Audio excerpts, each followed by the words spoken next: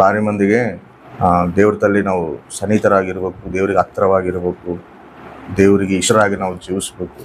ನಾವು ಎಷ್ಟೇ ನಾವು ಆತ್ಮೀಯ ಜೀವಿತದಲ್ಲಿ ನಾವು ನಡೀತಿರುವಾಗ ಕೂಡ ಇನ್ನೂ ನಾವು ಏನೋ ದೇವರಿಗೆ ಸನ್ನಿಹಿತರಾಗಿಲ್ಲೇನೋ, ಇನ್ನೂ ದೇವ್ರಿಗೆ ನಾವು ಹತ್ತಿರ ಆಗಿಲ್ಲೇನೋ, ಎಲ್ಲೋ ಒಂದು ಕೊರತೆ ನಮ್ಮಲ್ಲಿ ಕಾಡುತ್ತಿರ್ತದೆ.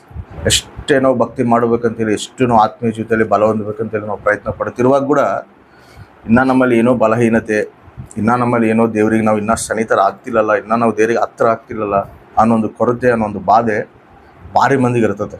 ಇವಕ್ಕೆಲ್ಲ ನಾವು ಏನು ಮಾಡಬೇಕು ಅಂದರೆ ಭಕ್ತಿ ಸಾಧನೆ ಮಾಡಬೇಕು. ಅದಕ್ಕೆ ಪೌಲ್ ಕೂಡ ತಿಮೋತಿಗೆ ಒಂದು ಮಾತು ಹೇಳ್ತಾನೆ, ತಿಮೋತಿ, ನೀನು ಅಜ್ಜಿ ಕಥೆಗಳೆಲ್ಲ ಮಾತಾಡೋದು ಬಿಟ್ಟು ನಿನ್ನನ್ನು ನೀನು ಭಕ್ತಿ ಸಾಧನೆ ಮಾಡಬೇಕು. ನೋಡ್ರಿ, ಅದೆಲ್ಲೈತೆ 1 ತಿಮೋತಿ ಪತ್ರಿಕೆ 4ನೇ ಅಧ್ಯಾಯ 7ನೇ ವಚನ. ಅಜ್ಜಿ ಕಥೆಗಳಂತಿರುವ ಕೇವಲ ಪ್ರಾಪಂಚಿಕವಾದ ಕಥೆಗಳನ್ನು ತಳ್ಳಿಬಿಟ್ಟು ನೀನು ದೇವಭಕ್ತಿಯ ವಿಷಯದಲ್ಲಿ ಸಾಧನೆ ಮಾಡಿಕೋ. Amen, hallelujah. ಏನಂತ? ದೈವಭಕ್ತಿ ವಿಷಯದಲ್ಲಿ ನೀನು ಸಾಧನೆ ಮಾಡ್ಕೋ ತಿಮೋತಿ. ಹೆಂಗೆ ಸಾಧನೆ ಮಾಡಬೇಕು?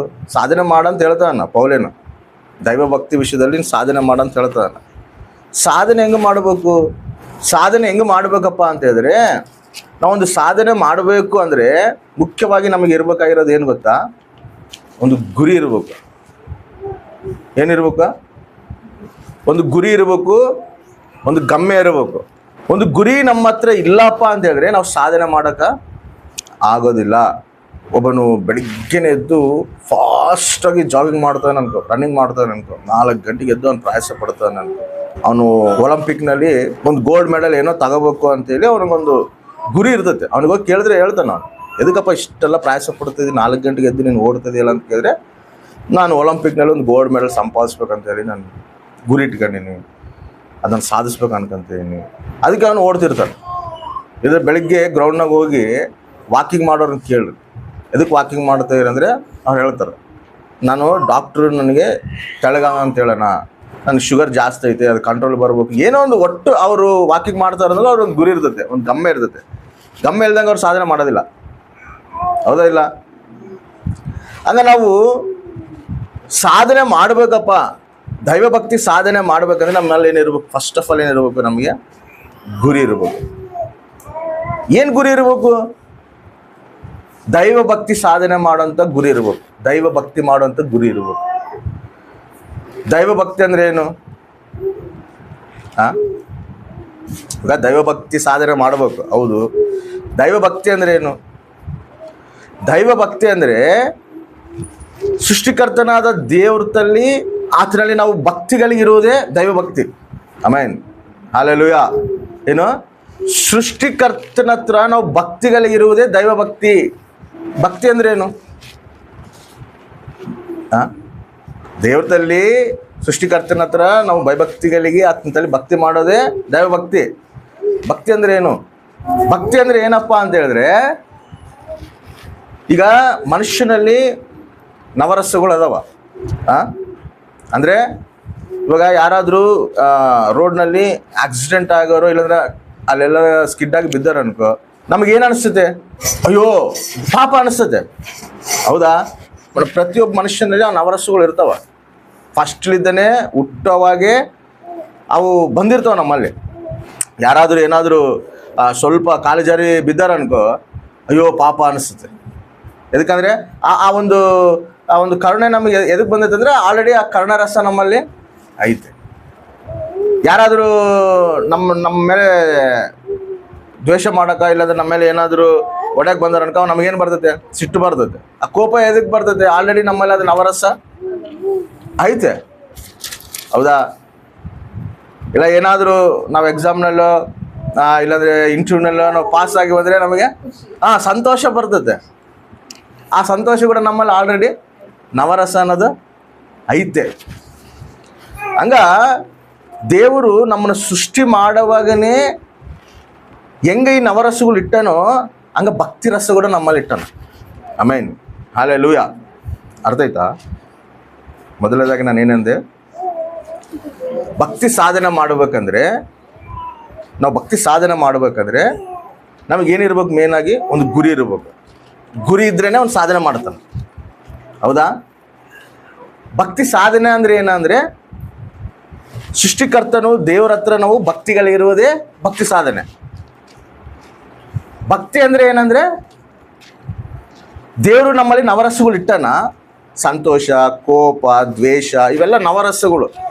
ಇವೆಲ್ಲ ಹೆಂಗಿಟ್ಟನು ಹಂಗ ನಮ್ಮ ಸೃಷ್ಟಿ ಮಾಡುವಾಗೆ ನಮ್ಮ ಹೃದಯದಲ್ಲಿ ಭಕ್ತಿನ ರಸ ಇಟ್ಟನು. ಆಮೇನ್. ಎದಕ್ಕಪ್ಪ ಅಂತ ಹೇಳಿದ್ರೆ ಸೃಷ್ಟಿಕರ್ತನನ್ನ ನಾವು ತಿಳ್ಕೊಳಕ, ಸೃಷ್ಟಿಕರ್ತನನ್ನ ನಾವು ಆತನ ನಾವು ತಿಳ್ಕೊಂಡು ಆತನಿಗೆ ಹತ್ತಿರಾಗಿ ಆತನಿಗೆ ಸನಿತರಾಗಿ ಜೀವಿಸಕ ಭಕ್ತಿ ಅನ್ನೋದು ನಮ್ಮಲ್ಲಿ ಇಟ್ಟನ.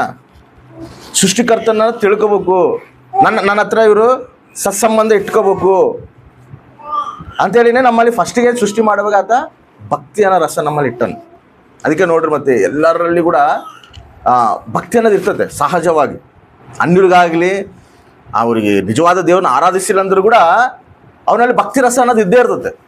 ಎದಕ್ಕಂದ್ರೆ ಅದು ಫಸ್ಟಿಗೆ ನಮ್ಮನ್ನು ಸೃಷ್ಟಿ ಮಾಡುವಾಗ ದೇವರು ಅದನ್ನ ಏನು ಮಾಡೋಣ ನಮ್ಮಲ್ಲಿ ಇಟ್ಟನ. ಸರಿ, ಈ ಭಕ್ತಿನಲ್ಲಿ ಕೂಡ ಅನೇಕ ಅಂಶಗಳಿದಾವ.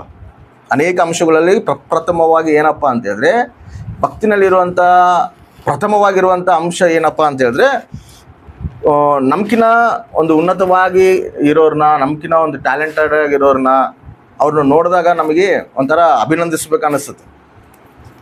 ಇವಾಗ ಫಿಲಿಮ್ ಆ್ಯಕ್ಟರ್ಸ್ ತಗೋರಿ, ಫಿಲಿಮ್ ಆ್ಯಕ್ಟರ್ಸು ಅವರು ಆ್ಯಕ್ಟ್ ಮಾಡೋದಾಗಲಿ, ಅವರಿರೋ ಸ್ಟೈಲಿಶ್ ಆಗಲಿ ಅವನ್ನೆಲ್ಲ ನೋಡಿದಾಗ ಅವ್ರಿಗೆ ಫ್ಯಾನ್ಸ್ ಎದಕ್ಕೆ ಆಗ್ತಾರೆ ಹೇಳು? ಅವ್ರನ್ನ ಅಭಿನಂದಿಸ್ತಾರ. ಯಾಕಂದರೆ ಅಬ್ಬಾ ಇವ್ನು ಎಷ್ಟು ಚೆನ್ನಾಗಿ ಆ್ಯಕ್ಟ್ ಮಾಡ್ತಾನ, ಇವನು ಎಷ್ಟು ಚೆನ್ನಾಗಿ ಡ್ಯಾನ್ಸ್ ಮಾಡ್ತಾನ, ಇವನೆಷ್ಟು ಚೆನ್ನಾಗಿ ಫೈಟ್ ಮಾಡ್ತಾನ, ಇವನೆಷ್ಟು ಸ್ಟೈಲಿಶ್ ಆಗಿರ್ತಾನ. ಎದಕ್ಕಂದ್ರೆ ಅವ್ರನ್ನ ಅಭಿನಂದಿಸ್ತಾರ, ಅದಕ್ಕೆ ಅಭಿಮಾನಿಗಳಾಗ್ತಾರ. ಅಂದರೆ ನಾನು ದೇವರು ಇವನಪ್ಪ ಅಂತ ಹೇಳ್ತಾರ. ಅಂದರೆ ಇವನು ಏನಾಗಾನ ಅವನಿಗೆ ಭಕ್ತನಾಗಾನ. ಭಕ್ತಿನಲ್ಲಿರುವಂಥ ಒಂದು ಗುಣ ಏನಪ್ಪ ಅಂತ ಹೇಳಿದ್ರೆ ಸ್ವಲ್ಪ ಚೆನ್ನಾಗಿ ನಮ್ಕಿನ ಒಂದು ಉನ್ನತವಾಗಿ ಟ್ಯಾಲೆಂಟೆಡ್ ಆಗಿ ಕಂಡಾರಂದ್ರೆ ಅವ್ರನ್ನ ನಾವು ಅಭಿನಂದಿಸೋದೇ ಭಕ್ತಿ. ಇನ್ನೊಂದು ಏನು ಗೊತ್ತಾ, ಇದರಲ್ಲಿನೇ ಅವ್ರನ್ನಂಗೆ ನಾವು ಮಾರಬೇಕು, ಅವ್ರನ್ನಂಗೆ ನಾವು ಇರಬೇಕು ಅನ್ನೋದು ಕೂಡ ಬರ್ತದೆ. ನೋಡ್ರಿ, ಭಾರಿ ಮಂದಿ ಫಿಲಿಮ್ ಆ್ಯಕ್ಟ್ರಸ್ ನೋಡಿ ಅವ್ರನ್ನಂಗೆ ಮಾಡೋಕೆ ಪ್ರಯತ್ನ ಪಡ್ತಿರ್ತಾರೆ. ಎಕ್ಸಾಂಪಲ್ ಆಗಿ ಹೇಳ್ಬೇಕಂದ್ರೆ ರಾಜ್ಕುಮಾರ್ ಅದಂದ್ರೆ ರಾಜ್ಕುಮಾರ್ನಂಗೆ ಮಾಡೋಕೆ ಇಷ್ಟಪಡ್ತಾರೆ. ರಾಜ್ಕುಮಾರ್ನಂಗೆ ಆ ಒಂದು ರೀತಿನಲ್ಲಿ ಇರೋಕೆ ಇಷ್ಟಪಡ್ತಾರೆ, ಡೈಲಾಗ್ ಹೇಳೋಕೆ ಇಷ್ಟಪಡ್ತಾರೆ. ಹೌದಾ? ಚಿರಂಜೀವಿನಂಗೆ ಡ್ಯಾನ್ಸ್ ಮಾಡಬೇಕು, ಚಿರಂಜೀವಿನಂಗೆ ನಾನು ಕಾಣಬೇಕು. ಎದಕ್ಕಂದ್ರೆ ಅವ್ರನ್ನಂಗೆ ಇರಬೇಕು ಅನ್ನೋದು ಆಸೆ ಕೂಡ ಬರ್ತದೆ ಭಕ್ತಿನಾಗ. ಅಂದರೆ ನಮಗಿನ ಒಂದು ಉನ್ನತ ಸ್ಥಾನದಲ್ಲಿ ಕಂಡವ್ರನ್ನ ಅವ್ರಿಗೆ ನಾವು ಭಕ್ತರಾಗಿ ಅವ್ರನ್ನಂಗೆ ನಾವು ಇರಬೇಕು ಅಂತ ಆಸೆ ಬರೋದೇ ಭಕ್ತಿ. ಇದಕ್ಕಿನ್ನ 100ರಷ್ಟು ಕೋಟಾನು ಕೋಟಿರಷ್ಟು ದೇವರು ಹೆಂಗೆ ಕಾಣ್ತದನಪ್ಪ ಅಂತ ಹೇಳಿದ್ರೆ ಉನ್ನತವಾದ ಶ್ರೇಷ್ಠವಾದ ಅತಿಕಾಂಕ್ಷಣೀಯನತ. ಎಲ್ಲರೂ ಒಂದಾಗಿ ನಿಂತರೂ ಕೂಡ ಅದು 10,000 ಮಂದಿದಲ್ಲಿ ಕೂಡ ಅತಿಕಾಂಕ್ಷಣೀಯನಂತೇಳಿ ವಾಕ್ಯ ಐತಿ. ಆಮೇಲೆ ಆತ ತೇಜೋ ನಿವಾಸಿ, ಆತ ಅತಿ ಸುಂದರನು. ಮತ್ತು ಆತನ ನಾವು ನಮ್ಮ ಮನೋನೇತ್ರಲಿದ್ದ ನಾವು ನೋಡಿದಾಗ ನಾವಿನ್ನೆಷ್ಟು ಆತಗೆ ನಾವು ಭಕ್ತರಾಗಬೇಕು, ಆತನಂಗೆ ನಾವು ಜೀವಿಸ್ಬೇಕು ಅನ್ನೋದು ನಮಗೆ ಬರಬೇಕು. ಇವ್ರು ಮಾಮೂಲು ವ್ಯಕ್ತಿಗಳನ್ನು ನೋಡಿ ಇವ್ರನ್ನಂಗೆ ನಾವು ಜೀವಿಸ್ಬೇಕಂತ ಆಸೆ ಪಟ್ಟಾಗ ಇದಕ್ಕಿಂತ ಕೋಟಾನು ಕೋಟಿ ವ್ಯಕ್ತಿತ್ವ ಸೌಂದರ್ಯ ಇರುವಂತ ದೇವ್ರನ್ನ ನಾವು ನೋಡಿದಾಗ ಇನ್ನೆಷ್ಟು ನಾವು ದೇವರಿಗೆ ನಾವು ಸನ್ನಿಹಿತರಾಗಬೇಕು, ಇನ್ನೆಷ್ಟು ನಾವು ದೇವ್ರಿಗೆ ಭಕ್ತರಾಗಬೇಕು, ಇನ್ನೆಷ್ಟು ನಾವು ದೇವ್ರ ಹೆಂಗಿದನೋ ಆ ರೀತಿ ನಾವು ಜೀವಿಸ್ಬೇಕಂತ ನಮ್ಮಲ್ಲಿ ಬರಬೇಕು. ಭಕ್ತಿನಲ್ಲಿರೋ ಮೇನ್ ಫಸ್ಟ್ ಗುಣ ಏನು? ಒಬ್ಬರು ನೋಡಿ ಅಭಿನಂದಿಸೋದು. ಅದೇ ರೀತಿಯಲ್ಲಿ ಇವೆಲ್ಲದಕ್ಕಿಂತ ಉನ್ನತ ಅತಿಕಾಂಕ್ಷಣೀಯನತ ಶ್ರೇಷ್ಠವಾದ ಆತನ ಹೆಂಗೆ ನೋಡ್ಬೇಕಪ್ಪ. ಇವರಂತೂ ಇವಾಗ ಫಿಲಿಮ್ ಆ್ಯಕ್ಟರ್ಸ್ ಇವರೆಲ್ಲ ನಮ್ಮ ಕಣ್ಣು ಮುಂದೆ ಕಾಣ್ತಾರೆ కాబట్టి ನಾವು ಅವ್ರನ್ನಂಗೆ ಇರ್ಬೇಕಂತ ಆಸೆ ಪಡ್ತೀವಿ. ಕಾಣ್ತಾರೆ కాబట్టి ನಾವು ಅವ್ರನ್ನಂಗೆ ನಾವು ಜೀವಿಸ್ಬೇಕಂತ ಆಸೆ ಪಡ್ತೀವಿ. ಮತ್ತು ದೇವ್ರು ನಮಗೆ ಕಾಣೋದೇ ಇಲ್ಲಲ್ಲ, ದೇವ್ರು ನಮಗೆ ಕಾಣೋದೇ ಇಲ್ಲಲ್ಲ. ನಾವು ಹೆಂಗೆ ಆತನಂಗೆ ಇರ್ಬೇಕಂತ ಆಸೆ ಪಡೋಕ್ಕಾಗುತ್ತೆ? ನಾವು ಹೆಂಗೆ ಆತನಂಗೆ ನಾವು ಜೀವಿಸಕ್ಕಂತ ಆಸೆ ಪಡೋಕ್ಕಾಗುತ್ತೆ? ಹೆಂಗೆ ಆತನ ನೋಡ್ಬೇಕು ನಾವು? ಇವ್ರಂತೂ ಕಾಣ್ತಾರೆ కాబట్టి ನಾವು ಇವ್ರನ್ನಂಗೆ ಇರ್ತೀವಿ. ದೇವ್ರು ನಮಗೆ ಕಾಣೋದೇ ಇಲ್ಲಲ್ಲ ಅಂದರೆ ದೇವ್ರು ನಾವು ಹೆಂಗೆ ನೋಡ್ಬೇಕಪ್ಪ ಅಂತ ಹೇಳಿದ್ರೆ ವಾಕ್ಯನ ಧ್ಯಾನ ಮಾಡಿ ವಾಕ್ಯನಾಗ ದೇವ್ರನ್ನ ಅಣು ದೇವರು ವರ್ಣಿಸಲ್ಪಟ್ಟನ. ಆಮೇನ್, ಹಲ್ಲೆಲೂಯಾ. ನಾವು ಎಷ್ಟು ವಾಕ್ಯನ ಧ್ಯಾನ ಮಾಡ್ತೀವೋ ಅಷ್ಟು ದೇವ್ರ ಸ್ವರೂಪವು ಆತನ ಪ್ರತಿಬಿಂಬವು ನಮ್ಮ ಒಂದು ಮನಸ್ಸಿನಲ್ಲಿ ಅದು ಬರ್ತದೆ, ಚಿತ್ರೀಕರಿಸ್ತದೆ. ಅವಾಗ ಆತನ ರೂಪ ನಮ್ಮ ಮನೋನೇತ್ರಗಳಿಂದ ನಾವು ನೋಡಿದಾಗ ಆತನ ರೂಪ ನಮಗೆ ಕಾಣುತ್ತದೆ. ಆತನೆಷ್ಟು ಶ್ರೇಷ್ಠನು, ಆತನೆಷ್ಟು ಪ್ರೇಮ ಸ್ವರೂಪಿ, ಆತೆಷ್ಟು ತ್ಯಾಗ ಸ್ವರೂಪಿ, ಆತೆಷ್ಟು ಸುಂದರನು, ಆತೆಷ್ಟು ಭಯಂಕರನು, ಇವೆಲ್ಲ ಆತನಲ್ಲಿ ನಮಗೆ ಕಾಣ್ದವ. ಯಾವಾಗ ಕಾಣ್ದವ? ನಾವು ವಾಕ್ಯ ಧ್ಯಾನ ಮಾಡಿದಾಗ ಆತನ ಪ್ರತಿಬಿಂಬ ಎಲ್ಲವೂ ನಮಗೆ ವಾಕ್ಯದಲ್ಲಿ ಕಾಣ್ತದೆ. ಆ ವಾಕ್ಯನ ನಾವು ಆಧಾರ ಮಾಡಿಕೊಂಡು ನಮ್ಮ ಮನೋನೇತ್ರದಿಂದ ನಾವು ದೇವ್ರನ್ನ ನೋಡಿದಾಗ ಅದು ಸ್ಪಷ್ಟವಾಗಿ ನಮಗೆ ಕಾಣುತ್ತಾನೆ. ಆಮೇನ್. ಕಂಡಾಗ ನಮಗೇನಾಗ್ತದೆ ಹೇಳು, ನನ್ನ ದೇವರು ಪ್ರೇಮ ಸ್ವರೂಪಿ, ನಾನು ಕೂಡ ಆ ಪ್ರೀತಿನ ನಾನು ಧರಿಸ್ಕೋಬೇಕು. ನನ್ನ ದೇವರು ತ್ಯಾಗವಂತನು, ತನ್ನ ಪ್ರಾಣನೇ ನಮ್ಮ ಸಲುವಾಗಿ ತ್ಯಾಗ ಮಾಡೋಣ. ನಾನು ಕೂಡ ದೇವ್ರ ಸಲುವಾಗಿ ನಾನು ಎಲ್ಲದನ್ನು ತ್ಯಾಗ ಮಾಡಬೇಕು. ನಾನು ದೇವ್ರ ಸಲುವಾಗಿ ನಾನು ಸಾಕ್ಷಾಗಿ ಜೀವಿಸಬೇಕು. ನನ್ನ ದೇವರೇ ನನ್ನ ಸಲುವಾಗಿ ಪ್ರಾಣ ಕೊಟ್ಟಾಗ ಮತ್ತು ನನ್ನ ದೇವ್ರ ಸಲುವಾಗಿ ನಾನು ತ್ಯಾಗ ಮಾಡ್ಕೋಬೇಕಲ್ಲ. ಆ ರೀತಿ ನಾವು ಆತನಾಗ ಇರಕ್ಕೆ ಇಷ್ಟಪಡ್ಬೇಕು. ಅದೇ ಭಕ್ತಿ. ಆಮೇನ್. ಹಲ್ಲೆಲೂಯಾ. ಭಾರಿ ಮಂದಿಗೆ ಅದೇ ಇಲ್ಲ. ಚರ್ಚಿಗೆ ಬರ್ತಾರ ನೋಡ್ರಿ, ಮತ್ತೆ ಎಲ್ಲ ಚರ್ಚ್ಗಳಾಗ ನೋಡ್ರಿ, ಮತ್ತೆ ಎಲ್ಲರೂ ಚರ್ಚಿಗೆ ಬರ್ತಾರ, ಎಲ್ಲರೂ ದೇವ್ರನ್ನ ಆರಾಧಿಸ್ತಾರ, ಬೈಬಲ್ಗಳು ಓದ್ತಾರ, ಎಲ್ಲ ಮಾಡ್ತಾರ. ಆದರೆ ದೇವ್ರನಂಗನೇ ಜೀವಿಸ್ತದಾರ, ದೇವ್ರನಂಗನೇ ನಡೀತದಾರ, ದೇವ್ರ ಗುಣಗಳೇ ವಿಶ್ವಾಸನಲ್ಲಿ ಕಾಣಗತ್ತದ. ಕಾಣುವಲ್ಲ ಅಂದ್ರೆ ಅರ್ಥ ಏನು ಹೇಳು? ಅವರು ಭಕ್ತಿ ಮಾಡ್ತದಾರ, ಆದರೆ ದೇವ್ರನಂಗೆ ಜೀವಿಸ್ಬೇಕಂತೇಳಿ ಅವರು ಅನ್ಕಂತಿಲ್ಲ. ಅದೇ ಭಕ್ತಿ ಸಾಧನೆ ಮಾಡ್ತಿಲ್ಲ ಅವರು. ಭಕ್ತಿ ಅಂದ್ರೆ ಏನು ಅನ್ಕಂತಾರ? ಪ್ರಾರ್ಥನೆಗೆ ಬರಬೇಕು, ಪ್ರಾರ್ಥನೆಯಲ್ಲಿ ಕುತ್ಕೋಬೇಕು, ಹಾಡಾಡ್ಬೇಕು, ಆರಾಧನೆ ಮಾಡಬೇಕು, ವಾಕ್ಯ ಕೇಳಬೇಕು, ವಾಕ್ಯನ ದಾನ ಮಾಡಬೇಕು, ಮುಂಜಾನೆ ಸ್ತುತಿ ಪ್ರಾರ್ಥನೆ ಮಾಡಬೇಕು. ಇವೇ ಭಕ್ತಿ ಅಲ್ಲ. ಭಕ್ತಿ ಏನು ಮಾಡ್ತದಂತ, ನಾವು ಮುಂದೆ ಇಟ್ಕೊರೋಂಥ ವ್ಯಕ್ತಿನ, ಆ ವ್ಯಕ್ತಿ ಸೌಂದರ್ಯ ನೋಡಿ ನಾವು ಅಭಿನಂದಿಸಿ ಆ ವ್ಯಕ್ತಿನಂಗೆ ಇರ್ಬೇಕು ಅನಿಸ್ತದಂತ, ಅದು ಭಕ್ತಿ. ಆಮೇನ್. ನಮ್ಮಲ್ಲಿ ನಿಜವಾದ ಭಕ್ತಿ ಅನ್ನೋದಿದ್ರೆ ದೇವ್ರ ಮೇಲೆ ನಮಗೇನು ಅನಿಸ್ತದೆ ಗೊತ್ತಾ? ನಾನು ಆತನಂಗೆ ಜೀವಿಸ್ಬೇಕು, ಆತನಂಗೆ ನಾನು ನಡಿಬೇಕು ಅನ್ನೋ ಮನಸ್ಸು ನಮ್ಮಲ್ಲಿ ಬರ್ತದೆ. ಆ ಮನಸ್ಸು ನಮ್ಮಲ್ಲಿ ಬಂದಿಲ್ಲಪ್ಪ ಅಂತ ಹೇಳಿದ್ರೆ ಇನ್ನೂ ನಾವು ಭಕ್ತಿ ಸಾಧನೆ ಮಾಡ್ತಿಲ್ಲ ಅಂತ ಅರ್ಥ. ಭಕ್ತಿ ಮಾಡ್ತಾ ಇದೀವಿ ಅಷ್ಟೇ, ಭಕ್ತಿ ಸಾಧನೆ ಮಾಡ್ತಿಲ್ಲ. ವಿಶ್ವಾಸಿಗಳೇ ಇನ್ನೊಬ್ಬ ವಿಶ್ವಾಸಿ ನೋಡಿ ದ್ವೇಷ ಪಡ್ತಾರ, ಹೌದಾ? ವಿಶ್ವಾಸಿಗಳೇ ಅವರು ಚರ್ಚಿಗೆ ಹೋಗ್ತಿರ್ತಾರ, ಇನ್ನೊಂದು ಚರ್ಚಿಗೆ ಹೋಗೋರು ನೋಡಿ ಅಸೂಯೆ ಪಡ್ತಿರ್ತಾರೆ. ಎದಕ್ಕೆ ಅಸೂಯೆ ಪಡ್ತಿರ್ತಾರೆ ಇವರು? ಅರೆ ನೀನು ಕೂಡ ಚರ್ಚಿಗೆ ಹೋಗ್ತಿದೆಯಲ್ಲ, ನೀನು ಕೂಡ ದೇವ್ರನ್ನ ಆರಾಧಿಸ್ತದೆಯಲ್ಲ, ನಾವು ದೇವ್ರನ್ನ ಆರಾಧಿಸ್ತದೀವಲ್ಲ, ನಮ್ಮನ್ನು ನೋಡಿ ಎದಕ್ಕೆ ನೀವು ದೇಶ ಕಟ್ಕೊಂತೀವಿ, ನಮ್ಮ ನೋಡಿ ನೀವು ಎದಕ್ಕೆ ಅಸೂಯೆ ಪಡ್ತಾ ಇದ್ದೀರ ಅಂದರೆ ಅವರಲ್ಲಿ ಏನಿಲ್ಲ, ದೇವರು ಹೆಂಗಿದನೋ ಆ ಗುಣಲಕ್ಷಣಗಳು ನಾವು ಕೂಡ ಧರಿಸ್ಕೊಂಡು ಜೀವಿಸ್ಬೇಕನ್ನೋ ಭಕ್ತಿ ಅವರಲ್ಲಿ ಇಲ್ಲ. ಅವ್ರೇನು ಅನ್ಕೊಂತಾರೆ, ಜಸ್ಟ್ ಪ್ರಾರ್ಥನೆಗೆ ಹೋಗ್ಬೇಕು, ಪ್ರಾರ್ಥನೆಯಲ್ಲಿ ಕುತ್ಕೋಬೇಕು, ನಾವು ಭಕ್ತಿ ಮಾಡ್ತಾ ಇದೀವಿ, ಅದೇ ಭ್ರಮನಲ್ಲೇ ಇದ್ದಾರೆ. ಅದಕ್ಕೆ ಏನಂತ ಹೇಳ್ತದೆ ಗೊತ್ತಾ? ಹಿರಿಮೆ ಗ್ರಂಥದಲ್ಲಿ ಒಂದು ಮಾತು ಹೇಳ್ತಾನೆ, ಹೃದಯವು ಎಲ್ಲದಕ್ಕಿಂತ ಮೋಸಕರವಾದದ್ದು. ಏನಂತ? ಹೃದಯವು ಎಲ್ಲದಕ್ಕಿಂತ ವಂಚಕ, ಮೋಸಕರವಾದದ್ದು. ಅದು ನಮ್ಮನ್ನು ಮೋಸ ಪಡಿಸಕತ್ತೈತೆ ಅಂತೇಳಿ ವಿಶ್ವಾಸಗಳಿಗೆ ಗೊತ್ತಿಲ್ಲ. ಭಕ್ತಿ ಮಾಡ್ತಾ ಇದೀವಿ ಅಂತ ಅನ್ಕಂತದಾರ, ಆ ಭಕ್ತಿನಲ್ಲಿ ವಿಫಲವಾಗ್ತದಾರ. ಭಕ್ತಿನಲ್ಲಿ ನಾವು ಎದೀವಂತ ಅನ್ಕಂತದಾರ, ಆ ಭಕ್ತಿನಲ್ಲಿ ಎದೀವಂತ ಅನ್ಕೊಂಡಂಗೆ ಸಾತನು ಭ್ರಮೆ ಪಡಿಸಿ ಏನು ಮಾಡ್ತಾನಂದ್ರೆ ಎಲ್ಲರನ್ನ ಆ ದೇವರು ಸನ್ನಿಧಿಲಿದ್ದ ದೂರ ಮಾಡಿ, ದೇವ್ರು ಏನು ಆಸೆ ಪಟ್ಟನೋ, ದೇವ್ರು ಹೆಂಗಿರ್ಬೇಕಂತ ನಮ್ಮನ್ನು ಆಸೆ ಪಟ್ಟನೋ ಅದನ್ನ ದೇವ್ರ ಇಷ್ಟಾನುಸಾರ ನಾವು ಜೀವಿಸಿಲ್ದಂಗ ತಾನು ಏನು ಮಾಡ್ತಾನೆ, ಮೆಲ್ಮೆಲ್ಲಂಗೆ ನಮ್ಮನ್ನ ಭಕ್ತಿನಾಗಿದ್ದ ಹಿಂದೆ ಎಳಿತಾನ. ಅದು ನಾವೇನು ಅನ್ಕೊಂತಿದ್ದೀವಿ? ನಾವು ಪ್ರಾರ್ಥನೆಯಲ್ಲಿ ಇದೀವಿ, ನಾವೆಲ್ಲ ಇದೀವಿ, ಭಕ್ತಿನಲ್ಲಿ ಇದೀವಿ ಅಂತ ನಾವು ಅನ್ಕೊಂತಿದ್ದೀವಿ. ನಿಜವಾದ ಭಕ್ತಿ ಸಾಧನೆ ಅಂದರೆ ಏನಂದರೆ, ನಾವು ಯಾರನ್ನ ನೋಡಿ ನಾವು ಭಕ್ತಿ ಮಾಡ್ತಾ ಇದೀವೋ, ಯಾರನ್ನ ನೋಡಿ ನಾವು ಆತನ ಆರಾಧಿಸ್ತಾ ಇದೀವೋ, ಸೃಷ್ಟಿಕರ್ತನಿಗೆ ಹೆಂಗಿದಾನ, ಆತನ ಗುಣಗಳೇನು, ಆತನ ಗುಣಲಕ್ಷಣಗಳೇನು ಅನ್ನೋದನ್ನ ತಿಳ್ಕೊಂಡು ಆತನಂಗೆ ನಾವು ಜೀವಿಸೋದೇ ಭಕ್ತಿ. ಆಮೇನ್. ಹಲ್ಲೆಲೂಯಾ. ಅದು ನಾವು ಯಾವಾಗಲೂ ನಾವು ಮನಸ್ಸಿನಾಗ ಇಟ್ಕೋಬೇಕು. ಯಾಕಂದ್ರೆ ಈ ಹೃದಯನ ಏನು ಮಾಡ್ತಾನಂದ್ರೆ ಅಪವಾದಿ, ಯಾಕಂದ್ರೆ ಫಸ್ಟಿಗೆ ನಾವಿನ್ನ ರಕ್ಷಣೆಯಲ್ಲಿ ಬರೋಕ್ಕಿಂತ ಮುಂಚೆ ನಮ್ಮ ಹೃದಯದಲ್ಲೆಲ್ಲ ಪೂರ್ತಿ ಯಾರು ಆಕ್ರಮಿಸ್ಕೊಂಡಿರ್ತಾನೆ ಅಂದ್ರೆ ಅಪವಾದಿನ ಆಕ್ರಮಿಸ್ಕೊಂಡಿರ್ತಾನ. ಯಾಕಂದ್ರೆ ನಾವು ಆದಾಮ ಸ್ವಭಾವದಿಂದ ಬಂದಿರೋದು, ಪಾಪ ಸ್ವಭಾವದಿಂದ ಬಂದಿರೋದು, ಎಲ್ಲ ಹೃದಯಗಳು ನಾವು ಆಕ್ರಮಿಸ್ಕೊಂಡ್ಬಿಟ್ಟಾನ. ಆದರೆ ನಾವು ಸತ್ಯನ ತಿಳ್ಕೊಂಡು, ನಿಜ ದೇವರನ್ನು ತಿಳ್ಕೊಂಡು, ನಿಜ ರಕ್ಷಕನ ತಿಳ್ಕೊಂಡು, ನಾವು ಆತನ ರಕ್ತದಿಂದ ತೊಳೆಯಲ್ಪಟ್ಟು ನಾವು ರಕ್ಷಣೆಯಲ್ಲಿ ಬಂದಾಗ, ಕ್ರಿಸ್ತನೇ ದೇವರಂತೆ ನಾವು ತಿಳ್ಕೊಂಡಾಗ ನಾವೇನು ಮಾಡ್ತೀವಿ? ನಮ್ಮ ಹೃದಯನ ಕ್ರಿಸ್ತ ಕಡೆ ತಿರ್ಸ್ತೀವಿ, ಕ್ರಿಸ್ತಕ್ಕೆ ನಾವು ಕೊಡ್ತೀವಿ. ಹೌದಾ? ಇಲ್ಲಿ ನಾವು ಇನ್ನೊಂದು ಏನು ಗೊತ್ತಾ, ಕ್ರಿಸ್ತ ನಾವು ಕೊಡ್ತೀವಿ. ಆದರೆ ಭಾರಿ ಮಂದಿ ಏನು ಅನ್ಕೊಂತೀವಿ ಗೊತ್ತಾ, ಇವಾಗವರೆಗೆ ನಾನು ಲೋಕ ಸಂಬಂಧವಾಗಿದ್ದೆ, ಇವಾಗ ನನ್ನ ಮನಸ್ಸೆಲ್ಲ ನಾನು ಕ್ರಿಸ್ತಕ್ಕೆ ಕೊಡ್ತೀನಿ. ಯಾಕಂದರೆ ನಾನು ಇವಾಗ ನಾನು ಯಾರನ್ನ ಆರಾಧಿಸ್ತೇನೆ ಅಂದರೆ ಕ್ರಿಸ್ತನ ನಿಜ ದೇವ್ರನ್ನ ಆರಾಧಿಸ್ತಿದ್ದೆ. ನನ್ನ ಮನಸ್ಸಿನಾಗೆಲ್ಲ ಕ್ರಿಸ್ತ ಇದಾನೆ ಅಂತ ನಾವು ಅನ್ಕೊಂತೀವಿ. ಅದು ಸಾತಾನ ಮಾಡುವಂಥ ಭ್ರಮೆ. ಸಾತಾನ ಏನು ಮಾಡ್ತಾನೆ, ಫಸ್ಟಿಗೆ ಸಾತಾನೇ ನಮ್ಮ ಹೃದಯದಲ್ಲಿ ಅವನು ಏಳುಬಡಿ ಮಾಡ್ತಿರ್ತಾನ. ಯಾವಾಗ ಅದು ಕ್ರಿಸ್ತನಲ್ಲಿ ಬಂದೀವಿ ಅಂತಂದ್ರೆ ಪೂರ್ತಿಯಾಗಿ ನಮ್ಮ ಹೃದಯ ಕ್ರಿಸ್ತಿಗೆ ನಾವು ಕೊಡೋದಿಲ್ಲ. ಜಸ್ಟ್ ಒಂದು ಪಾಠ ಮಾತ್ರ ಕ್ರಿಸ್ತಿಗೆ ನಾವು ಕೊಟ್ಟಿರ್ತೀವಿ.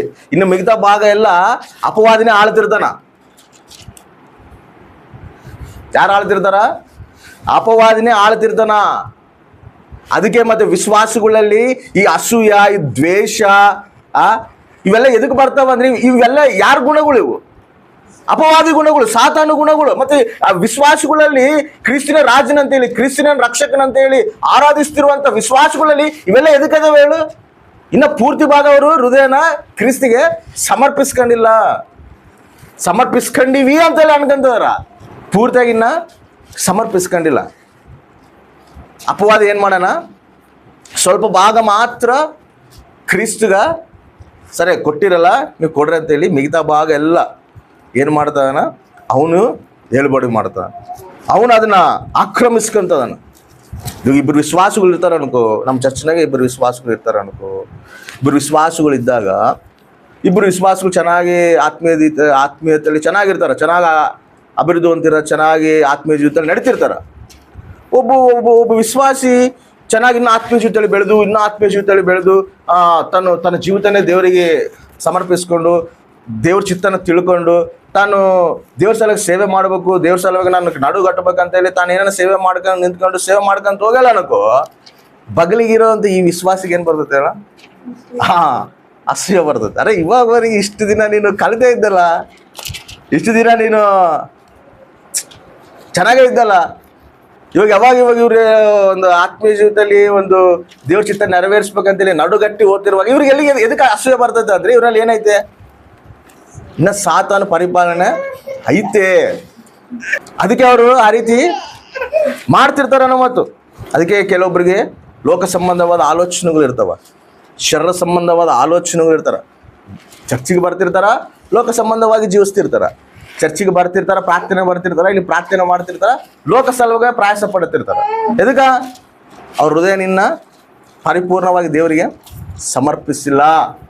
ಸಮರ್ಪಿಸಿವಂತೆ ನಾವು ಅನ್ಕೊಂತಿದ್ದೀವಿ. ಭಾರಿ ಮಂದಿ ಭ್ರಮೆ ಹೋಗೋದು ಇಲ್ಲೇ. ಚರ್ಚಿಗೆ ಬಂದೀವಿ, ಚರ್ಚಿನಲ್ಲಿ ಇದೀವಿ, ಚರ್ಚಿನಲ್ಲಿ ಆರಾಧಿಸ್ತಾ ಇದೀವಿ ಅನ್ನೋ ಮಟ್ಟಿಗೆ ನಾವು ಪೂರ್ತಿಯಾಗಿ ದೇವರಿಗೆ ನಮ್ಮ ಹೃದಯ ಸಮರ್ಪಿಸಿವ ಅನ್ಕೊಳ್ಳೋದು ನಮ್ಮ ಭ್ರಮೆ. ಅದು ಭ್ರಮೆನೇ ಯಾರು ಪಡಿಸೋದು ಗೊತ್ತಾ? ಅಪವಾದಿ. ಇಲ್ಲೇನೋ ನಾವು ಹಂಗೆ ಅನ್ಕೊಂತೀವಿ, ಆಮೇಲೆ ಮತ್ತೆ ನಾವು ಲೋಕದಿಂದ ಓಡ್ತೀವಿ. ಲೋಕ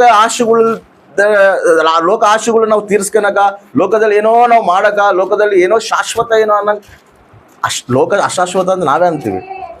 ಈ ಲೋಕ ಶಾಶ್ವತ ಅಲ್ಲ ನಾವೇ ಅಂತೀವಿ. ಮತ್ತೆ ನಾವೇನು ಮಾಡ್ತೀವಿ? ಲೋಕದಿಂದ ಓಡ್ತೀವಿ. ಎದಕ್ಕ? ನಾವು ಪೂರ್ತಿಯಾಗಿ ದೇವರಿಗೆ ಇನ್ನು ನಮ್ಮ ಹೃದಯನ ನಾವು ಅರ್ಪಿಸಿಲ್ಲ. ದ್ವಿಮನಸ್ಕರಾಗಿ ಯಾವಾಗ ಇರ್ತೀವೋ ಅವಾಗವರೆಗೆ ನಾವು ಭಕ್ತಿ ಸಾಧನೆ ಮಾಡೋಕ್ಕಾಗೋದಿಲ್ಲ. ಆ ಕಡೆ ಆಲೋಚನೆಗಳು, ಈ ಕಡೆ ದೈವ ಆಲೋಚನೆಗಳು, ಇವೆರಡನ್ನ ನಾವು ಇಟ್ಕೊಂಡು ನಾವು ದ್ವಿಮನಸ್ಕರಾಗಿ ನಾವು ಪ್ರಯಾಣ ಮಾಡ್ತಿದ್ರೆ ನಾವು ಭಕ್ತಿ ಸಾಧನೆ ಮಾಡೋಕ್ಕಾಗೋದಿಲ್ಲ. ಯಾಕಂದರೆ ಪೂರ್ತಿಯಾಗಿ ಪರಿಪೂರ್ಣವಾಗಿ ದೇವರು ನಮ್ಮ ಹೃದಯನ ಏಳುಬಡಿ ಮಾಡೋದಿಲ್ಲಲ್ಲ.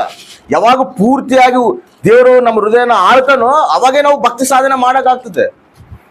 ಈ ಕಡೆ ಇದು ಅನ್ಕೊಂಡ್ರೆ ಮಾಡೋಕ್ಕಾಗೋದಿಲ್ಲ.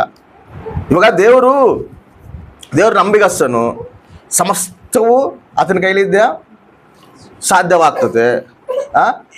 ಆದರೆ ನಾವು ಇಲ್ಲಿ ವಾಕ್ಯನಲ್ಲಿ ಕೇಳಿದಾಗ, ವಾಕ್ಯನ ನಾವು ಧ್ಯಾನ ಮಾಡ್ತಿರುವಾಗ, ಚರ್ಚಿನಲ್ಲಿ ಕುತ್ಕೊಂಡವಾಗೇನೋ ನಮ್ಮಲ್ಲಿ ಭಯಂಕರವಾದ ಒಂದು ಬಲ ಬರ್ತದೆ, ಭಯಂಕರವಾದ ವಿಶ್ವಾಸ ಬರ್ತದೆ, ಧೈರ್ಯ ಬರ್ತದೆ. ಆದರೆ ಏನೋ ಒಂದು ಸಮಸ್ಯೆಗಳು ಬಂದಾಗ ನಮ್ಗೆ ಏನಾಗ್ತದೆ ಗೊತ್ತಾ?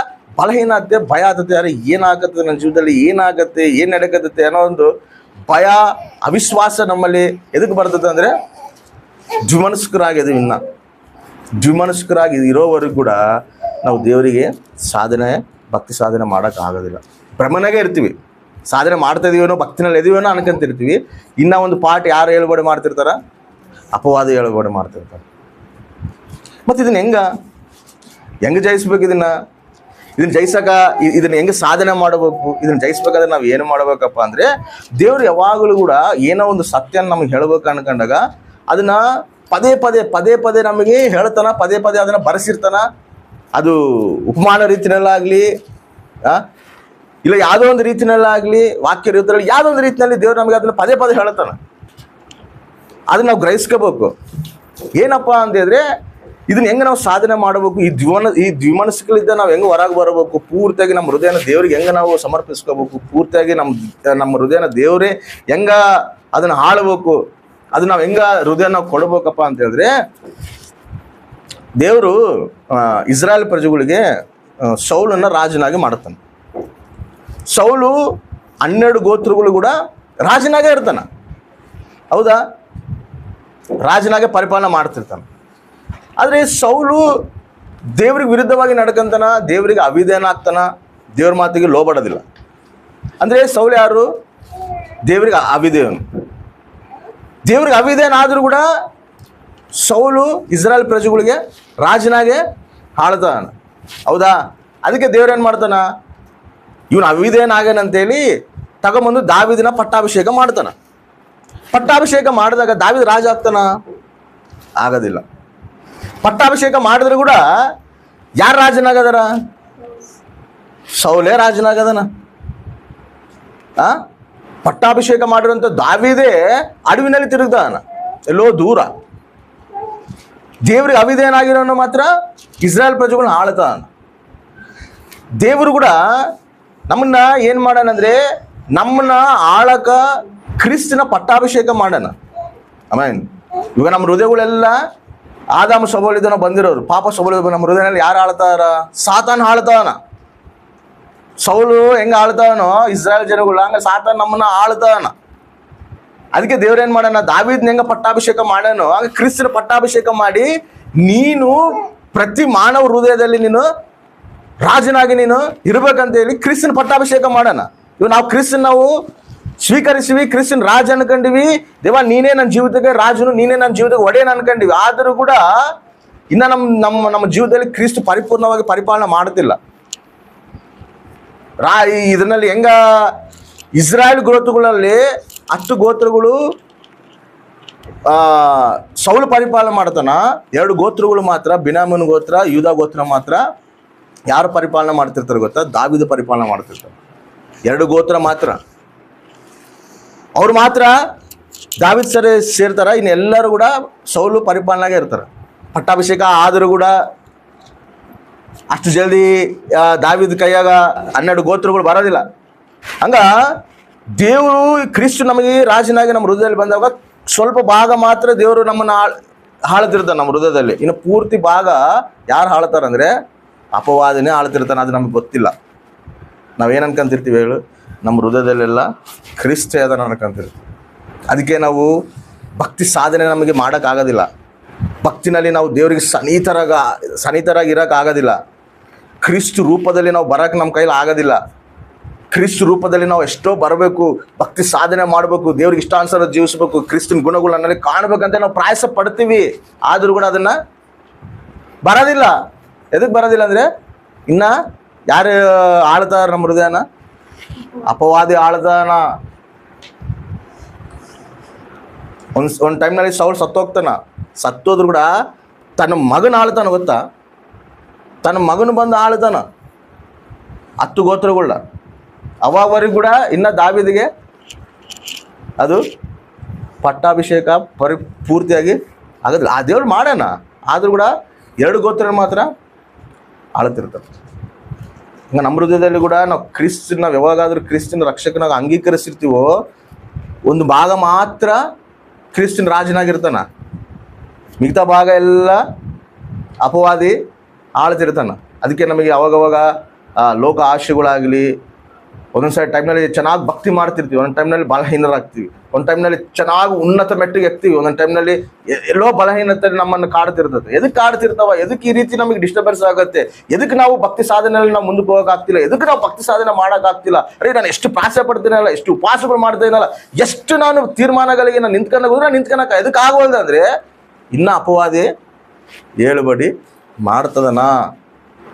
ಆ ಟೈಮ್ದಲ್ಲಿ ದಾವೀದು ಇರುವಾಗ ಏನು ಮಾಡ್ತಾರೆ ಗೊತ್ತಾ? ದಾವೀದು ವಂಶಸ್ಥರಿಗೆ, ಸೌಲ್ ವಂಶಸ್ಥರಿಗೆ ಭಯಂಕರವಾದ ಯುದ್ಧ ನಡೀತದಂತ. ನೋಡಿ, ಅದನ್ನು ನಾನು ಓದಿಸ್ತೀನಿ. ಅದನ್ನು ಓದಿದ್ರೆ ನಿಮಗೊಂದು ಇದು ಬರುತ್ತೆ. ಸಾಮ್ಯಲು 2ನೇ ಸಾಮ್ಯಲು ಗ್ರಂಥವು, ಮುಗಿಸ್ತೀನಿ, ನಾನು ಜಾಸ್ತಿ ಹೇಳೋದಿಲ್ಲ, ಪ್ರಾಮುಖ್ಯವಾದ ಮಾತುಗಳು ಹೇಳಿ ಮುಗಿಸ್ತೀನಿ. 2ನೇ ಸಾಮ್ಯಲು ಗ್ರಂಥವು 3ನೇ ಅಧ್ಯಾಯ 1ನೇ ವಚನ. ಬಹು ದಿವಸಗಳವರೆಗೆ ಸೌಲನ ವಂಶದವರಿಗೂ ದಾವೀದನ ವಂಶದವರಿಗೂ ಯುದ್ಧ ನಡೆದಿತ್ತು. ಆಮೇನ್. ಏನ್ ನಡೆದಂತ? ದಾವೀದನು ಬಲಗೊಳ್ಳುತ್ತಾ ಸೌಲನ ವಂಶವು ದುರ್ಬಲವಾಗುತ್ತಾ ಬಂದಿತು. ಆಮೇನ್. ಏನಾಗದಂತ ಇಲ್ಲಿ? ಸೌಲ್ ಕುಟುಂಬಕ್ಕೆ, ದಾವೀದ ಕುಟುಂಬಕ್ಕೆ ಬಹುದಿನ ಯುದ್ಧ ನಡೆದತ್ತೆ. ಅರ್ಥ ಮಾಡ್ಕೋಬೇಕು ಈ ಪಾಯಿಂಟ್. ಅಂದ್ರೆ ದಾವೀದು ಇಲ್ಲಿ ಯಾರಿಗೆ ಸಾದೃಶ್ಯ? ಕ್ರಿಸ್ತಿಗೆ ಸಾದೃಶ್ಯ. ಸೌಲು ಯಾರಿಗೆ ಸಾದೃಶ್ಯ? ಅಪವಾದಿಗೆ ಸಾದೃಶ್ಯ. ಅಪವಾದಿಗೆ, ನಮಗೆ ಬಹುದಿನ ಯುದ್ಧ ನಡಿಬೇಕು. ಏನು, ನಾವು ಭಕ್ತಿ ಸಾಧನೆ ಮಾಡಬೇಕು ಅನ್ಕೊಂತಿದ್ವಿ, ಅವ್ನು ನಮ್ಮನ್ನು ಡಿಸ್ಟರ್ಬ್ ಮಾಡ್ತಿರ್ತಾರ. ಭಕ್ತಿ ಸಾಧನೆ ಮಾಡ್ಕೋಬೇಕು ಅನ್ಕೊಂತಿರ್ತಾರ, ನಮ್ಗೆ ಡಿಸ್ಟರ್ಬ್ ಮಾಡೋದು. ಯುದ್ಧ ನಡಿಬೇಕು. ಯುದ್ಧ ನಡೆದ ಮೇಲೆ ದಾವೀದನು ಬಲಗೊಳ್ಳುತ್ತಾನ. ಆಮೇನ್. ಸೌಲನ ವಂಶವು ದುರ್ಬಲವಾಗ್ತಾ ಬಂದತೆ. ಆಮೇನ್.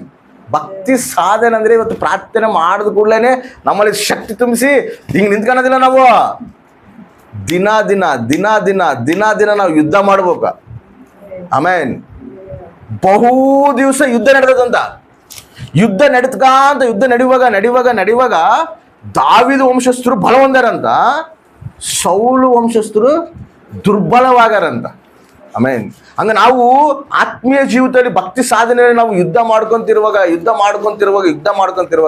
ನಮ್ಮಲ್ಲಿರೋ ಆತ್ಮ ಬಲ ಹೊಂದುತ್ತದೆ, ನಮ್ಮಲ್ಲಿರುವಂತ ಭಕ್ತಿ ಅಭಿವೃದ್ಧಿ ಹೊಂದುತ್ತದೆ.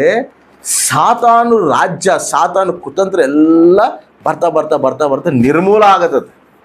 ಆಮೇನ್. ನಾವು ಬಾಧೆ ಬೀಳ್ತೀವಿ, ಅಯ್ಯೋ ನಾನು ಭಕ್ತಿ ಸಾಧನೆ ಮಾಡೋಕ್ಕಾಗ್ತಿರಲ್ಲ, ನನ್ನ ಭಕ್ತಿನಾಗ ಇರಕ್ಕೂ ಆಗ್ತಿರಲ್ಲ. ನೀನು ಹೋರಾಡ್ತದಿ ಅಂದ್ರೇನೆ ನೀನು ಭಕ್ತಿನಲ್ಲಿ ಇದೆ ಅಂತ ಅರ್ಥ. ಆಮೇನ್. ಹಲ್ಲೆಲೂಯಾ. ನೀನು ಭಕ್ತಿನಲ್ಲಿ ಹೋರಾಡ್ತದಿ ಅಂದ್ರೇನೆ ಅಲ್ಲಿ ಅರ್ಥ ಏನು ಗೊತ್ತಾ? ನೀನು ಬಲ ಹೊಂದುತ್ತದೆ ಅಂತ ಅರ್ಥ. ಆಮೇನ್. ನೀನು ಬಲ ಹೊಂದುತ್ತದೆ ಅಂತ ಅರ್ಥ. ಅಪವಾದಿ ನಿನ್ನಲ್ಲಿ ಬಲಹೀನನಾಗ್ತದೆ ಅಂತ ಅರ್ಥ. ಆಮೇನ್. ನಾವು ಓಡಾಡ್ತಿರುವಾಗೆ ನಾವೇನು ಅನ್ಕೊಂತೀವಿ ಹೇಳು, ನಾನು ಏನು ಜಯ ಸಿಗೋಲ್ದು, ನನಗೇನು ನಾನು ಬಲಹೀನಲಾಗ್ತಿದ್ದೀನಿ ಅಂತ ನಾವು ಅನ್ಕೊಂತೀವಿ. ನೀನು ಓಡಾಡ್ತಿರುವಾಗೆ ನೀನು ಬಲ ಹೊಂದುತ್ತದೆ ಅಂತ ಅರ್ಥ. ಆಮೇನ್. ನೀನು ಓಡಾಡಿಲ್ದಂಗ ನಿನ್ನ ನ್ಯೂಟ್ರಲ್ ಆಗಿ ಅಂದ್ರೆ ಅಲ್ಲಿ ನೀನು ಬಲಹೀನಲಾಗಿ ಅಂತ ಅರ್ಥ.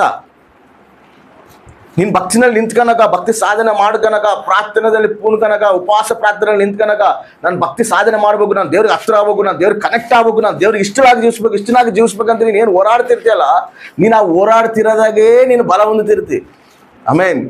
ನೀನು ಓಡಾಡ್ತಿರುವಾಗೆ ನೀನು ಬಲ ಹೊಂದಿರ್ತಿ. ಅಪವಾದಿ ನಿನ್ನಲ್ಲಿ ಬಲಹೀನನಾಗ್ತಿರ್ತಾನ.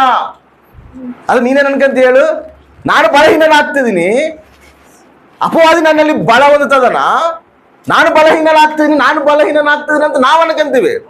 ಅಲ್ಲ, ನಾವು ಓಡಾಡ್ತಿರುವಾಗೇ ನಾವು ಬಲ ಹೊಂದುತ್ತಿರ್ತೀವಿ, ಅವನು ಬಲಹೀನನಾಗ್ತಿರ್ತಾನ. ಆಮೇನ್. ಇದೆಲ್ಲ ಆದ್ಮೇಲೆ ಬಹುಕಾಲ ಇವೆಲ್ಲ ಆದ್ಮೇಲೆ ಇವರೆಲ್ಲ ಬಲಹೀನರಾದ್ಮೇಲೆ ಈ 10 ಗೋತ್ರದವರು ಕೂಡ ಸೀದಾ ದಾವೀದ ಹತ್ರ ಬರ್ತಾರೆ. ದಾವೀದ ಹತ್ರ ಬಂದು, ನಮಗೆ ಅವನು ಪರಿಪಾಲನೆ ಬೇಡಪ್ಪ, ನಾವೆಲ್ಲರೂ ಕೂಡ ನಿನ್ನ ಪರಿಪಾಲನೆಯಾಗ ಬರ್ತೀವಿ, ನೀನೇ ನಮ್ಮನ್ನು ಪರಿಪಾಲಿಸು ಅಂತೇಳಿ 12 ಗೋತ್ರದರು ಎಲ್ಲರೂ ಕಳೆದು ದಾವೀದನ ಹತ್ರ ಬರ್ತಾರೆ ನಾವು. ಆಮೇನ್. ಹಲ್ಲೆಲೂಯಾ. ಅವಾಗ ದಾವೀದ ಏನು ಮಾಡ್ತಾನೆ ಗೊತ್ತಾ? ಈ 12 ಗೋತ್ರನು ಕೂಡ ತಾನು ಪರಿಪಾಲಿಸ್ತಾನೆ. ಹಂಗ ನಮ್ಮಲ್ಲಿ ಏನು ಇನ್ನ ಬಲಹೀನತೆಗಳು ಏನಿರ್ತಾವೋ, ಇನ್ನ ಅಪವಾದಿ ಏನು ನಮ್ಮನ್ನು ಹಿಡ್ಕೊಂಡು ಆಡಿಸ್ತಿರ್ತಾನೋ, ಅವೆಲ್ಲ ಕೂಡ ಒಂದಿನ ದಾವೀದಲ್ಲಿ ಹೆಂಗ ಬಂದು ಸರೆಂಡರ್ ಆಗ್ಯಾರೋ ಹಂಗೆ ಇವೆಲ್ಲ ಕೂಡ ಕ್ರಿಸ್ತದಲ್ಲಿ ಬಂದು ನಮ್ಮ ಹೃದಯದಲ್ಲಿ ಆಳುವಂತೆ ಸರೆಂಡರ್ ಆಗ್ತಾವ. ಆಮೇನ್. ಹಲ್ಲೆಲೂಯಾ. ಆಗ್ತಾವ. ಅದೇ ಭಕ್ತಿ ಸಾಧನೆ. ನಾವೇನು ಅನ್ಕೊಂತೀವಿ ಹೇಳು, ಅರೇ ನಾನು ಭಕ್ತಿ ಮಾಡ್ತಾಯಿದ್ದೀನಿ, ನಾನು ಹೋರಾಡ್ತಾಯಿದ್ದೀನಿ, ನನ್ನ ಕೈಲಿ ಆಗುವಲ್ದು, ನಾನು ಎಷ್ಟು ಸಾಧನೆ ಮಾಡ್ತಾಯಿದ್ದೀನಿ, ನಾನು ಎಷ್ಟು ದೇವ್ರಿಗೆ ಇಷ್ಟಳಾಗಿರ್ಬೇಕು ಅನ್ಕೊಂತೀನಿ, ಎಷ್ಟು ಇಷ್ಟನಾಗಿರ್ಬೇಕು ಅನ್ಕೊಂತೀನಿ, ಇದಕ್ಕೆ ನನ್ನ ಕೈಲಿ ಆಗೋಲ್ದು, ಅದಕ್ಕೆ ನನ್ನ ಕೈಲಿ ಆಗೋಲ್ದಲ್ಲ. ಬಹುಕಾಲ ಯುದ್ಧ ನಡಿಬೇಕು. ಆಮೇನ್. ಬಹುಕಾಲ ಯುದ್ಧ ನಡಿಬೇಕು. ಯುದ್ಧ ನಡೀತದೆ ಅಂದ್ರೆ ಅರ್ಥ ಏನು ಗೊತ್ತಾ? ನೀನು ಬಲ ಹೊಂದುತ್ತದೆ ಅಂತ ಅರ್ಥ. ಆಮೇನ್. ನಿನ್ನಲ್ಲಿ ಅಪವಾದಿ ಬಲಹೀನನಾಗ್ತದನಂತ ಅರ್ಥ. ಅದು ಗುರ್ತಿಟ್ಕೋಬೇಕು ಭಕ್ತಿ ಸಾಧನೆ ಮಾಡುವಾಗ. ಯಾಕಂದ್ರೆ ಭಾರಿ ಮಂದಿ ಏನ್ ಮಾಡ್ತಾರೆ ಗೊತ್ತಾ? ಭಕ್ತಿ ಸಾಧನೆ ಮಾಡ್ತಾ ಇದೀವಿ ಅಂತ ಹೇಳ್ತಾರ, ಅದ್ರಲ್ಲಿ ನಾವು ಜೈಸಕ್ಕಾಗ್ಲಾರ್ದೆ ಇರುವಾಗ ನಾನು ಭಕ್ತಿ ಸಾಧನೆ ಮಾಡೋದು ವೇಸ್ಟ್ ಕೂಡ ಅನ್ಕೊಂಡ್ಬಿಡ್ತಾರೆ. ನಾನು ಎಷ್ಟು ಪ್ರಯತ್ನ ಪಟ್ಟರು ಕೂಡ ನನ್ನ ಭಕ್ತಿ ಸಾಧನೆ ಮಾಡಕ್ ಆಗ್ತಿಲ್ಲಲ್ಲ ಅಂತ ಹೇಳ್ತಾರೆ. ಅದು ನಿನಗೆ ಒಂದೇ ಸರಿ ಬರೋದಿಲ್ಲ. ಬಹುಕಾಲ ಯುದ್ಧ ನಡಿಬೇಕು. ಯುದ್ಧ ನಡೆದಾಗ ದಾವೀದಲ್ಲಿ ಬಂದಿವಿ, ಎಲ್ಲರೂ ಬಂದು ಹೆಂಗ ಸರೆಂಡರ್ ಆಗ್ಯಾರೋ ಹಂಗ ನೀನು ಯಾವ್ದಕ್ಕಾಗಿ ಸಾಧನೆ ಮಾಡ್ತಿರ್ತೀಯೋ, ಯಾವ್ದಕ್ಕಾಗಿ ನೀನು ಹೋರಾಡ್ತಿರ್ತೀಯೋ ಅವೆಲ್ಲ ಕೂಡ ಬಂದು ಒಂದ್ಸರಿ ಕ್ರಿಸ್ತಿಗೆ ಸರೆಂಡರ್ ಆಗ್ತಾವ. ಆಮೇನ್. ಹಲ್ಲೆಲೂಯಾ. ಅವಾಗ ರಾಜು ಪೂರ್ತಿಯಾಗಿ ಪರಿಪಾಲನೆ ಮಾಡ್ತಾನ ನಮ್ಮ ಹೃದಯನ, ಪೂರ್ತಿಯಾಗಿ. ಅದಕ್ಕೆ ಏನಂತ ಹೇಳ್ತಾನೆ ಹೇಳು? ನೀವು ನನ್ನನ್ನ ಪೂರ್ಣ ಹೃದಯಲಿದ್ದ, ಪೂರ್ಣ ಆತ್ಮಲಿದ್ದ ನೀವು ನನ್ನ ಪ್ರೀತಿ. ಎದಕ್ಕೆ ಹೇಳೋಣ ಪೂರ್ಣ ಆತ್ಮಲಿದ್ದ ಅಂತ? ಎದಕ್ಕೆ ಹೇಳೋಣ ಅಂದ್ರೆ ಪೂರ್ಣ ಆತ್ಮನಿಂದ ನೀವು ನನಗೆ ಕೊಟ್ಟಿಲ್ಲ, ಸ್ವಲ್ಪ ಮಾತ್ರ ಕೊಟ್ಟಿರಿ, ಮಿಗದದೆಲ್ಲ ಅಪವಾದಿ ಆಳ್ತಾನ. ಅದಕ್ಕೆ ನೀವು ಪೂರ್ಣ ಆತ್ಮಲಿದ್ದ ನನ್ನ ಪ್ರೀತಿಸ್ಬೇಕು, ಪೂರ್ಣ ಬಲಲಿದ್ದ ನನ್ನ ಪ್ರೀತಿಸ್ಬೇಕ. ಆ ಮಾತಿರೋದಕ್ಕೆ ಅರ್ಥ ಅದು. ದ್ವಿಮನಸ್ಸಿಕರಾಗಿರಬಾರ್ದು, ಪೂರ್ಣ ಬಲ ಹೊಂದಬೇಕು. ಯಾವಾಗ ಹೊಂದುತ್ತೀವಿ ಅಂದ್ರೆ ನಾವು ಭಕ್ತಿನಲ್ಲಿ ನಾವು ಹೋರಾಡ್ತಿರುವಾಗ ನಾವು ಬಲ ಹೊಂದುತ್ತೀವಿ. ಅಪವಾದಿ ಏನಾಗ್ತಾನ?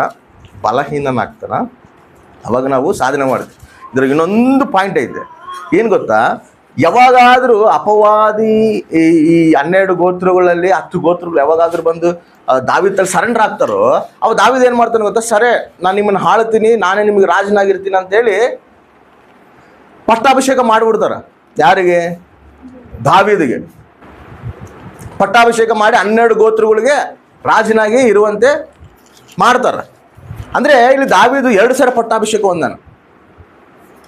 ಮೊದಲೇ ದೇವರು ಇನ್ನ ರಾಜನಾಗಿನ ಮುಂಚೆನೆ, ಇನ್ನ ಸೌಲ್ ಇರುವಾಗನೇ ದಾವೀದನ ಪಟ್ಟಾಭಿಷೇಕ ಮಾಡಿ ನೀನೇ ರಾಜನಂತ ಹೇಳಿರ್ತಾನ. ಆಮೇಲೆ ಇವ್ರೇನ್ ಮಾಡ್ತಾರ? ಇವರೆಲ್ಲರೂ ಕೂಡ ಬಂದು ಮತ್ತೆ ದಾವೀದಿಗೆ ಪಟ್ಟಾಭಿಷೇಕ ಮಾಡ್ತಾರ, ಮತ್ತೆ ರಾಜನಾಗಿ ಅಭಿಷೇಕಿಸ್ತಾರ. ಅಂದ್ರೆ ದಾವೀದ ಎಷ್ಟು ಸಲ ಅಭಿಷೇಕ ಹೊಂದಾನ? 2 ಸಲ ಅಭಿಷೇಕ ಹೊಂದಾನ. 2 ಸಲ ಅಭಿಷೇಕ ಹೊಂದಿದಾಗ ಪೂರ್ತಿಯಾಗಿ ಈತನ ಇಸ್ರಾಯೇಲ್ ರಾಜನಾಗಿ ಆಳ್ಯಾನ. ಹಂಗ ನಮ್ಮ ಜೀವಿತದಲ್ಲಿ ಕೂಡ ಕ್ರಿಸ್ತು 2 ಸರಿ ಪಟ್ಟಾಭಿಷೇಕ ಆಗಬೇಕು. ಆಮೇನ್. ಮೊದಲು ನಾವು ಯಾವಾಗಾದ್ರೂ ಕ್ರಿಸ್ತನ ಅಂಗೀಕರಿಸಿ ಕ್ರಿಸ್ತ ರಕ್ತನಲ್ಲಿ ನಾವು ಆಶ್ರಯಿಸಿ ವಿಶ್ವಸಿಸಿ ಯಾವಾಗ ರಕ್ಷಣೆಯಲ್ಲಿ ಬಂದಿರ್ತೀವೋ ಅವಾಗ ಮೊದಲನೇದಾಗಿ ಆತ ನಮಗೆ ರಾಜನಾಗಿ ಪಟ್ಟಾಭಿಷೇಕ ಆಗ್ತಾನ, ನಮ್ಮ ರಾಜನಾಗಿ ನಮ್ಮ ಹೃದಯದಲ್ಲಿ ಆಳ್ತಾನ. ಅದಾದ್ಮೇಲೆ ನಾವು ಓಡಾಡ್ತಿರುವಾಗ ನಾವು ಎಲ್ಲಾ ರೀತಿಯಲ್ಲಿ ನಾವು ಪೂರ್ತಿಯಾಗಿ ನಮ್ಮ ಮನಸ್ಸನ್ನು ದೇವರಿಗೆ ಕೊಟ್ಟು ಅವಾಗ ನಾವು ಮತ್ತೆ ದೇವರಿಗೆ ನಾವು ಪಟ್ಟಾಭಿಷೇಕ ಮಾಡಬೇಕು. ಯಾವಾಗ ಮಾಡಬೇಕು? ಹೆಂಗ ಮಾಡಕತ್ತೀವಿ? ದಾವೀದು ಹೆಂಗ ಒಂದೇ ಸರಿ ಒಪ್ಕೊಂಡು ರಾಜನಾಗನೋ ಹಂಗ ದೇವರು ಒಂದೇ ಸರಿ ನಮ್ಮ ಹೃದಯನ ಆಳೋದಿಲ್ಲ. ಎದಕ್ಕಂದ್ರೆ ಹಂಗ ಆಳಂಗಿದ್ರೆ ನಾವು ಎಷ್ಟು ಸರಿ ಹೋಗಿ ದೇವ್ರ ತ ಕುತ್ಕೊಂಡು ನಾವು ಪ್ರಾರ್ಥನೆ ಮಾಡಿವಿ, ದೇವಾ ನಾನು ನಿನಗೆ ಸಾಕ್ಷಿಯಾಗಿ ಜೀವಿಸ್ಬೇಕು, ನಾನು ನಿನಗೆ ಹತ್ರ ಆಗ್ಬೇಕು, ನಾನು ನಿನಗೆ ಸಣಿತನ ಆಗ್ಬೇಕಂದ್ರೆ ಎಷ್ಟು ಸರಿ ಪ್ರಾರ್ಥನೆ ಮಾಡಿರ್ತೀವಿ ನಾವು. ದಾವೀದ್ಗೇನು ಒಂದ್ಸರಿ ಹೋಗಿ ಕೇಳಿದ್ ಕೊಟ್ರೆ ದಾವೀದ್ ರಾಜನ ಆಗ್ಬಿಟ್ಟಾನ, ಪಟ್ಟಾಭಿಷೇಕ ಮಾಡಿಬಿಟ್ಟಾರ. ಮತ್ತೆ ನಾವು ಎಷ್ಟು ಸಾರಿ ಕೇಳಿವಂಗ? ದೇವ್ರ ತಲ ಎಷ್ಟು ಸಾರಿ ಕೇಳಿವಿ? ಆಗೈತಾ? ಆಗಿಲ್ಲ. ಕ್ರೈಸ್ತವ ಜೀವಿತದಲ್ಲಿ ಏನಪ್ಪಾ ಅಂತಂದ್ರೆ ಎಲ್ಲ ಒಂದೇ ಸರಿ ನಡೆಯೋದಿಲ್ಲ. ದಿನಾದಿನನೇ ಅದು ನಡೀತೈತೆ. ಏನೇ ಆಗಲಿ, ಆಶೀರ್ವಾದ ಆಗಲಿ, ದೇವ್ರು ನಮ್ಮ ಜೀವಿತದಲ್ಲಿ ಏನೇ ಮಾಡ್ಬೇಕಂದ್ರೂ ಕೂಡ ಅದು ದಿನ ನಾವು ಸಾಧನೆ ಮಾಡಬೇಕು.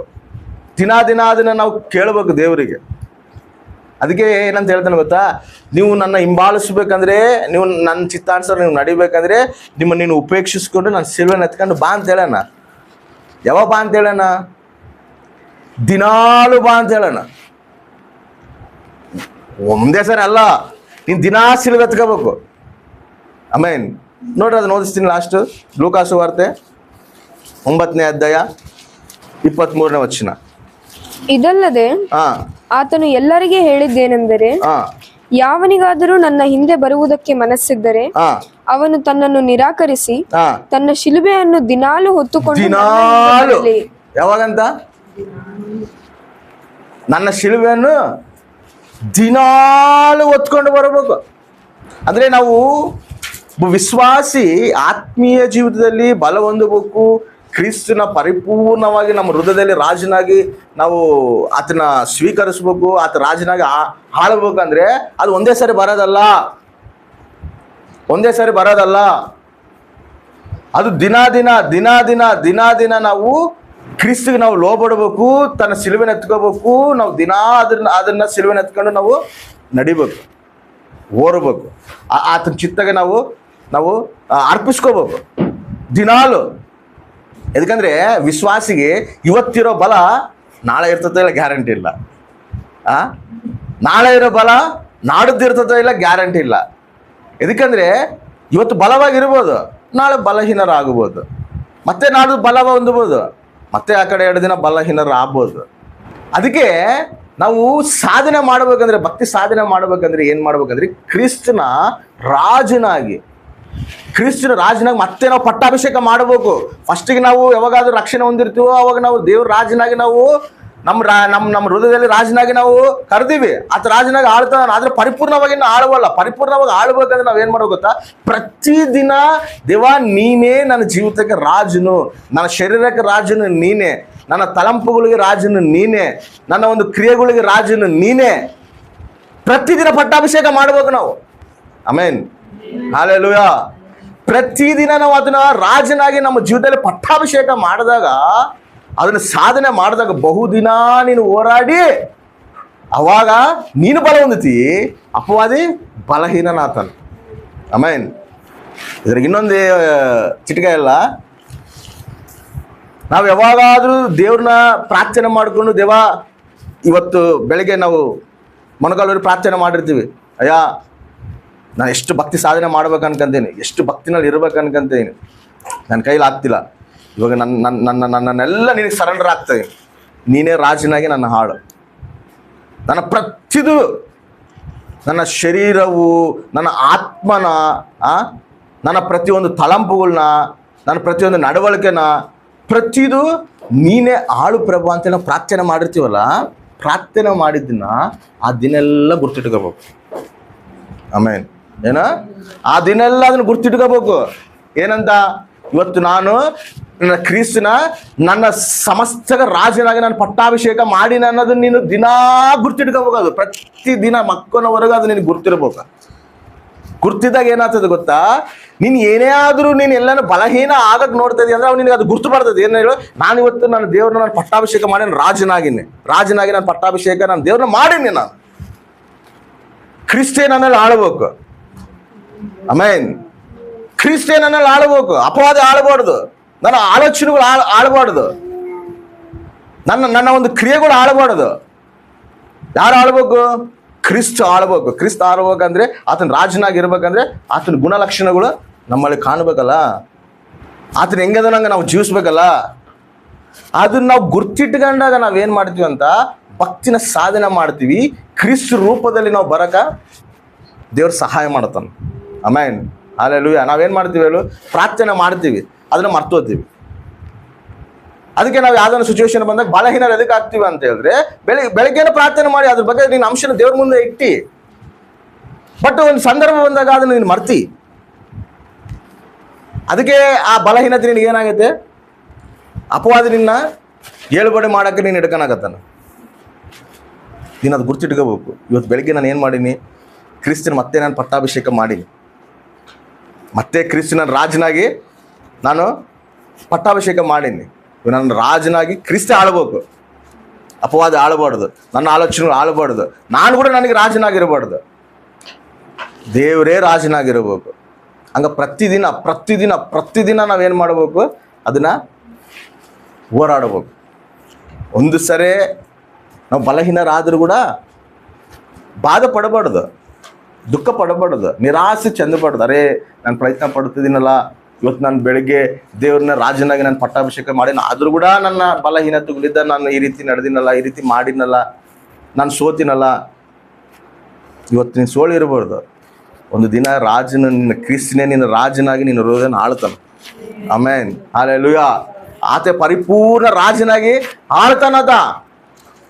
ಯಾಕಂದ್ರೆ ನೀನು ದಿನಾ ದಿನ ಆತನ ರಾಜನಾಗಿ ನೀನು ನಡೀತಿರ್ತಿ కాబట్టి ತಾನೇ ರಾಜನಾಗಿ ನೀನು ಊಹಿಸ್ಕೊಂತಿರ್ತೀಯಲ್ಲ, ನೀನೇ ತಾನೇ ರಾಜನಾಗಿ ನಿನ್ನ ಒಂದು ಪ್ರತಿ ಆಲೋಚನೆಗಳಾಗಿ ಆತನ ನೀನು ಊಹಿಸ್ಕೊಂಡು ಆತನ ಪ್ರಕಾರ ಜೀವಿಸ್ಬೇಕಂತ ನೀನು ದಿನ ನೀನು ಪ್ರಯಾಸ ಪಡ್ತಿರ್ತೀಯಲ್ಲ, ಸಾಧನೆ ಮಾಡ್ತಿರ್ತೀಯಲ್ಲ, ಅದು ಒಂದಿನ ಪರಿಪೂರ್ಣವಾಗಿ ತಾನೇ ರಾಜನಾಗಿ ಆಳ್ತಾನೆ.